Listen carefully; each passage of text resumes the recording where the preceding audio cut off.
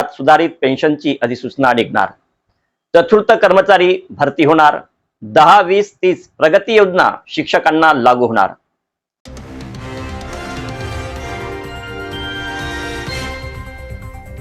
नमस्कार मित्रांनो, महाराष्ट्र राज्य सरकारी, निमसरकारी आणि शिक्षक व शिक्षकेतर कर्मचाऱ्यांचा बेमुदत संप मागे घेतला आहे। गेल्या काही दिवसांपासून सुरू असलेल्या 17 लाख कर्मचाऱ्यांचा हा संप आता अधिकृतपणे स्थगित करण्यात आला आहे। सरकार सोबत झालेल्या चर्चेत नक्की काय निष्पन्न झालं आणि कोणत्या अटीवर हा संप मागे घेतला याची संपूर्ण माहिती आपण या व्हिडिओमध्ये पाहणार आहोत। हमारी यूनियन हमारी ताकत, हमारी यूनियन हमारी ताकत, हम सब एक है। श्री विश्वास काटकर यांनी संप स्थगितीची घोषणा।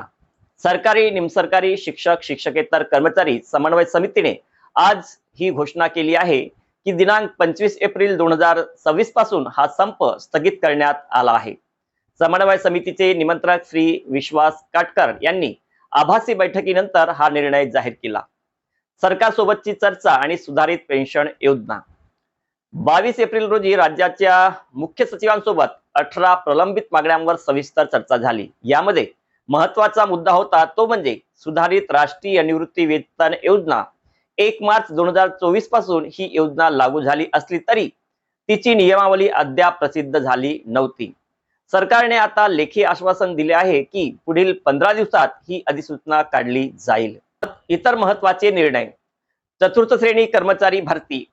चतुर्थ श्रेणी कर्मचारी आणि वाहन चालक यांची भरती प्रक्रिया पुन्हा सुरू केली जाईल। तसेच सेवानिवृत्त कर्मचाऱ्यांच्या पाल्यांना या भरतीत प्राधान्य देण्याबाबत सकारात्मक विचार करण्याचे आश्वासन दिले आहे। आश्वासित प्रगती योजना। 10, 20, 30 वर्षाच्या सेवेनंतर मिळणाऱ्या आश्वासित प्रगती योजनेचा लाभ आता शिक्षक व शिक्षकेतर कर्मचाऱ्यांनाही टप्प्याटप्प्याने लागू केला जाणार आहे। सेवानिवृत्तीचे वय। कर्मचाऱ्यांच्या सेवानिवृत्तीचे वय 60 वर्षे करण्याबाबतचा प्रस्ताव सध्या शासनाच्या विचाराधीन असल्याचे स्पष्ट करण्यात आले आहे। मुख्यमंत्र्यांच्या स्तरावर दर 3 महिन्यांनी प्रलंबित मागण्यांबाबत चर्चा करण्यासाठी एक कायमस्वरूपी व्यासपीठ उपलब्ध करून दिली जाईल। थोडक्यात सांगायचे तर सरकारने दिलेल्या लेखी आश्वासनानंतर समन्वय समितीने हे आंदोलनाचे हत्यार म्यान केले आहे। मात्र जर 15 दिवसात आश्वासन पूर्ण झाले नाही तर कर्मचारी पुन्हा आंदोलनाचा पवित्रा घेऊ शकतात। या निर्णयावर तुमचे काय मत आहे कमेंट्स मध्ये नक्की सांगा आणि अशाच नवनवीन अपडेटसाठी आमच्या AVS दस्तक YouTube चॅनलला लाईक, सबस्क्राईब करा आणि पुढील व्हिडिओच्या नोटिफिकेशनसाठी बेल आयकॉनला प्रेस करण्यास विसरू नका।